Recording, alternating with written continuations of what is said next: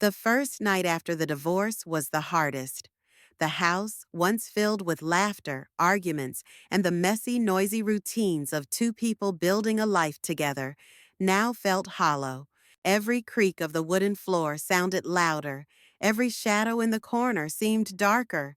I walked from room to room, almost expecting him to be there, sitting on the couch with the television on, or leaving his coffee mug on the kitchen counter like he always did. But the silence screamed louder than anything. I collapsed onto the couch, pulling my knees to my chest. The finality of the signed papers, the exchanged last glances at the courthouse, it all weighed down on me, heavier than I had anticipated. I wasn't angry anymore. I was just tired. Tired of the fighting, the pretending, and the hollow smiles. Yet, even knowing it was the right choice, the loneliness hit me like a tidal wave. As I sat there, trying to swallow the lump in my throat, I felt a sudden weight settle against my side. I looked down and found Bella, my golden retriever, resting her head on my lap. Her big brown eyes looked up at me with pure, unconditional love. No judgment, no pity, just presence. A sob escaped my lips as I buried my face into her soft fur. Bella didn't flinch or move away. She simply stayed there, a silent anchor against the storm raging inside me. In that moment, I realized that while everything else had fallen apart, she remained, steadfast and loyal. I didn't have to say a word for her to understand. She licked my hand gently, a small gesture that broke through my numbness. I wasn't as alone as I thought. I still had her, my light in the looming darkness. That night, I decided that Bella and I would rebuild our lives together, one step, one breath, one day at a time. Before you continue, I'd like to invite you to subscribe to the channel. I've got another compelling story coming tomorrow that you definitely don't want to miss. This one's just the beginning. Stay tuned for more twists and turns, and don't forget to hit that notification bell so you're the first to know when the next chapter is up. Thanks for being part of this journey. The next morning, the world outside my window seemed unchanged. The same sunlight filtering through the blinds, the same distant hum of traffic, but inside, everything was different. The air felt heavier, my chest tighter. I didn't have anyone to make breakfast for, no one to pour a second cup of coffee for. It was just Bella and me. I moved around the kitchen mechanically, pouring cereal into a bowl, letting the spoon clink against the porcelain. Bella sat patiently by my feet, tail thumping gently against the floor, waiting, not for food, but for me, for my first move toward reclaiming my life. After breakfast, I clipped the leash onto her collar, and we stepped outside. The autumn air was crisp, carrying the scent of fallen leaves and distant fireplaces. I stuffed my hands into the pockets of my hoodie, feeling awkward as if the world could somehow see how broken I felt.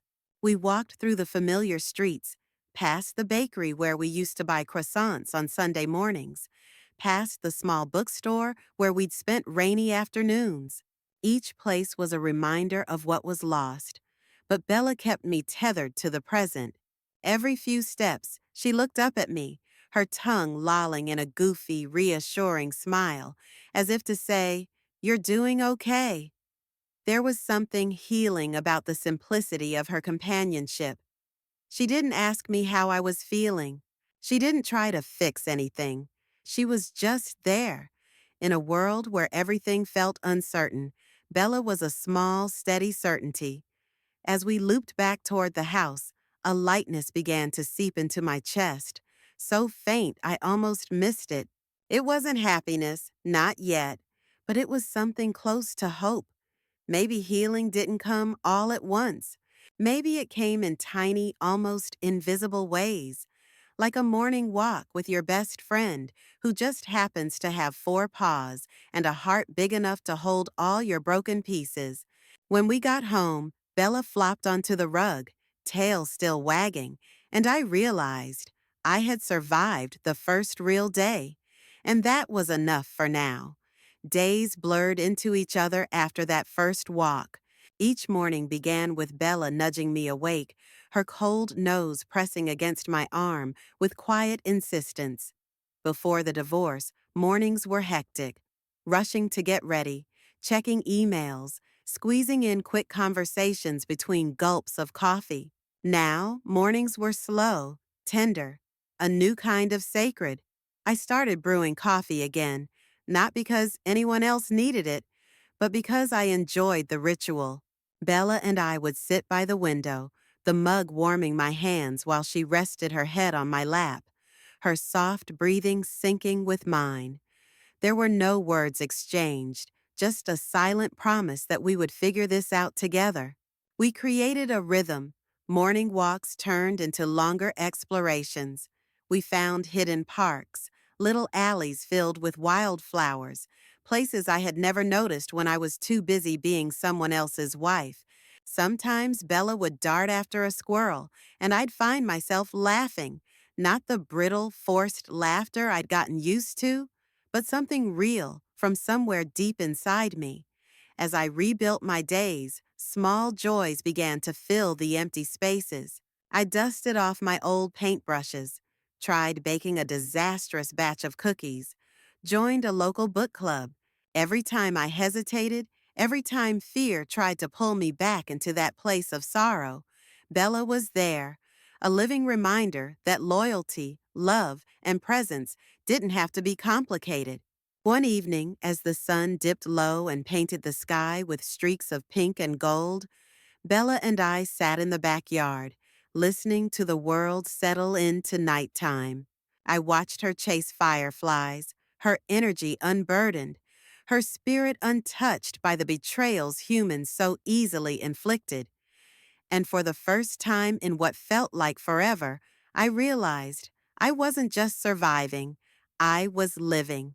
Pain had cracked me open, but inside that fracture, there was room for something new, for unexpected laughter, quiet mornings, and the fierce, uncomplicated love of a dog who had never left my side.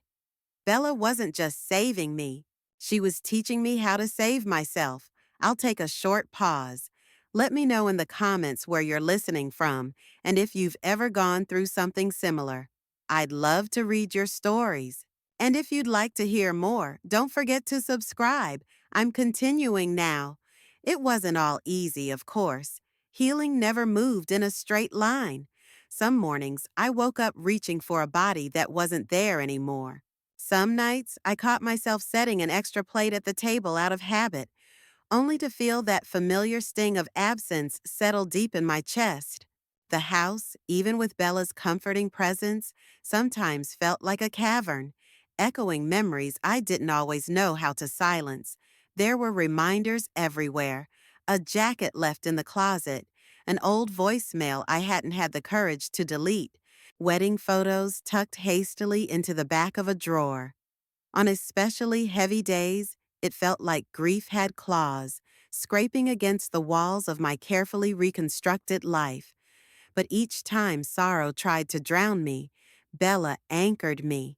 She had this way of sensing the shift in my mood, pressing close when I needed it most, laying her head against my lap as if to say, "I'm here, you're not alone."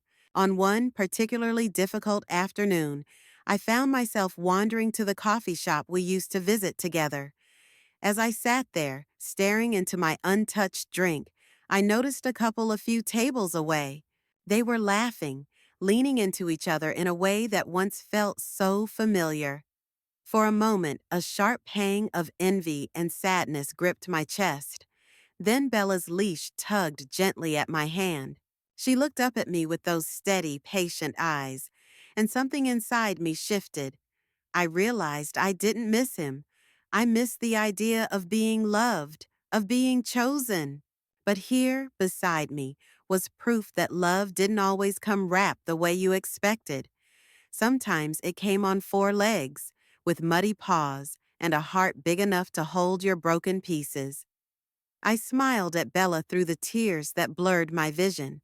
It was okay to mourn the life I thought I would have, but it was also okay, more than okay, to embrace the life that was unfolding right in front of me. And in that quiet moment, I chose to move forward. The seasons shifted, almost without me realizing it. Spring crept in quietly, replacing the brittle cold with warmth that felt new and forgiving. Blossoms unfurled outside my window, painting the world in colors I hadn't noticed in what felt like years. It was as if life itself was whispering, "You survived. Now bloom." With Bella by my side, I started stepping into spaces I had once avoided. I signed up for a painting class at the community center, something I had always wanted to do but never dared to when I was married. I started spending lazy Sunday mornings at the park, letting Bella chase butterflies and roll in the grass while I read novels that spoke to the parts of me I was still rediscovering. For the first time, my life wasn't defined by someone else's expectations. It wasn't perfect.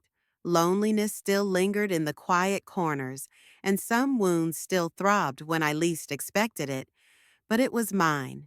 One evening, after a particularly vibrant sunset, I sat on the porch with Bella curled at my feet. As I sipped my tea, I realized how profoundly grateful I was for her, for this beautiful creature who had walked with me through the wreckage and helped me find the pieces worth saving. I thought about the woman I had been, scared, broken, convinced that divorce was the end of her story. And then I thought about the woman I was becoming, braver, softer in some ways, harder in others, but above all, alive. Maybe salvation didn't look like a grand, sweeping miracle. Maybe it looked like small, stubborn steps forward, like the warm press of a dog's nose against your hand when the world felt too big, like choosing every single day to stay open to the beauty of what could be. As the stars blinked awake overhead, I leaned back and smiled. I wasn't lost anymore. I was just beginning.